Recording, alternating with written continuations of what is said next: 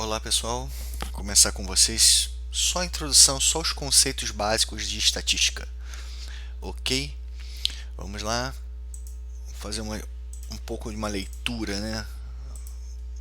O estudo da estatística demanda alguns conceitos introdutórios que definem qual cenário irá compor uma pesquisa. Os conceitos que iremos tratar são os que definem uma população e uma amostra em uma pesquisa estatística. O que a estatística trabalha? A estatística é a parte da matemática que vai trabalhar com a coleta, tratamento e a interpretação de dados. Beleza? Vamos lá, vamos ver os conceitos introdutórios aí. Primeiro, conceito de população. É o conjunto de elementos que possuem pelo menos uma característica em comum. Por exemplo, quando são realizadas pesquisas eleitorais no Brasil, a população que compõe essa pesquisa é o conjunto de todos os eleitores brasileiros, né? Ou seja, aquelas pessoas que são aptas para votar de acordo com a lei. Eu posso fazer também uma pesquisa estatística para saber quais são os torcedores do torcida, a população do Rio de Janeiro, para quais times você torce, e assim vai. A amostra já é o subconjunto, né, dessa população.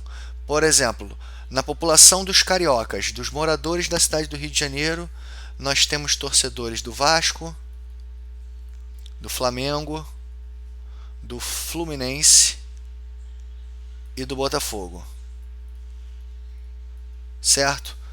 Essa seria a população, né, de todos, imaginando que só existam esses 4 times aqui e que todos os moradores do Rio de Janeiro torcem para pelo menos um deles. Qual seria a amostra? O subconjunto dessa população. Por exemplo, os torcedores do Rio de Janeiro que torcem para o Vasco, os moradores do Rio de Janeiro que torcem para o Vasco. É uma amostra dentro desse conjunto, dentro da população. Continuando. Como algumas populações são grandes, não estabelecemos métodos de escolha dessa amostra, né? O aspecto comum entre esses métodos é a aleatoriedade. Então você não tem como pegar todos os torcedores do Vasco ou você pegar todos os torcedores do Flamengo. Não tem como, é muito difícil, né? Então o aspecto comum entre esses métodos é a aleatoriedade. Então você vai pegar, vai pensar em alguns casos, né? Por exemplo, quais são esses métodos? Os principais métodos. Casual simples, quando é feito um sorteio para escolher os elementos dessa amostra.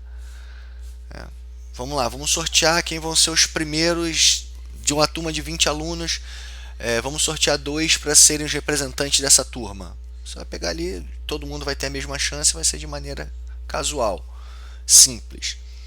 Sistemática, quando os elementos já se encontram ordenados e então sorteia-se um número e sistematicamente os outros ficam determinados. Então, beleza, vamos numerei esses alunos, vou sorteá-los agora. Os pares, os alunos com números pares vão para o passeio, os alunos que não com os números não pares, com os ímpares, eles vão ficar na escola. Então, mais ou menos assim.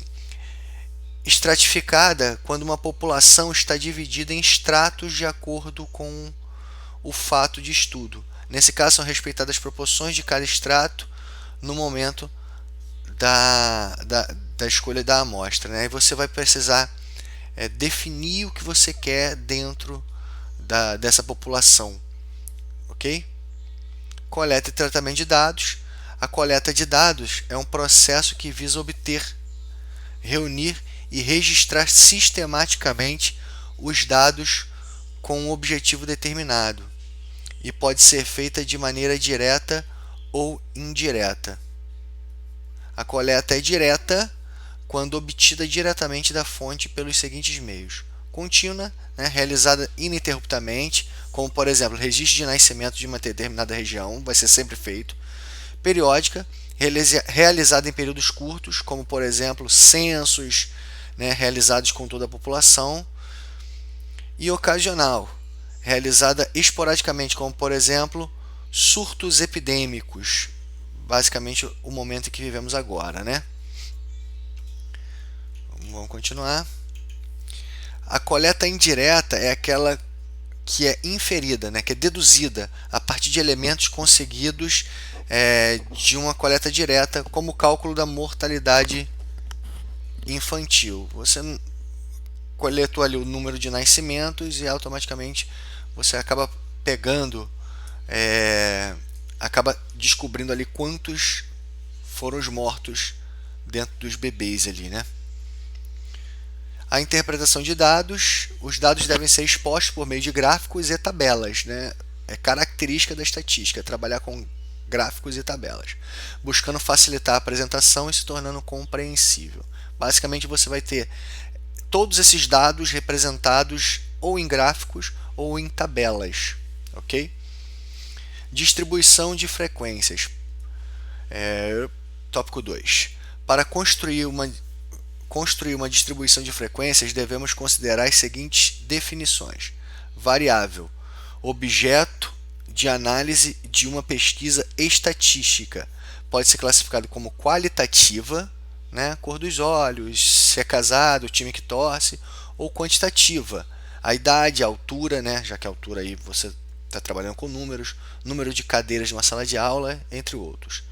Dados brutos, dados obtidos após realização da pesquisa. Aqui não tem filtro nenhum. Eu tenho 30 alunos na sala. Não especifiquei se são meninos, se são meninas, se são altos, se são baixos, cabelo curto, cabelo comprido. Não. Rol. Organização dos dados brutos em ordem crescente. Bom? Distribuição de frequência. A tabela que organiza os dados obtidos com base no número de vezes em que cada um deles aparece na pesquisa. Se eu tenho numa sala de aula, vou fazer uma tabela com meninos e meninas. Tenho 15 meninos e 20 meninas. Eu posso botar do menor para o maior ou do maior para o menor. Mas aparecem 15 meninos e 20 meninas. Dados brutos aí. São elementos de uma distribuição de frequência. A frequência absoluta. Tá? Isso aqui é importante, galerinha. Número de vezes que cada um dos valores da variável analisada aparece. Né? Aparecem 25 alunos, 35 alunos, 15 meninos, 20 meninas, e assim vai. E a frequência relativa, razão entre a frequência absoluta, FA, né, do valor da variável e o número total de observações, N. Assim calculamos frequência relativa. Beleza? Como é que é a frequência relativa? Vamos lá, um exemplo aqui. Como eu estava falando, eu tenho uma sala com 35 alunos. O total são 35 alunos. Desses 35, meninos são 15 e meninas são 20. Como é que eu faço? Frequência absoluta, o número de vezes que cada um dos valores da variável analisada aparece. Quantas vezes aparece um menino aqui? Tá vendo?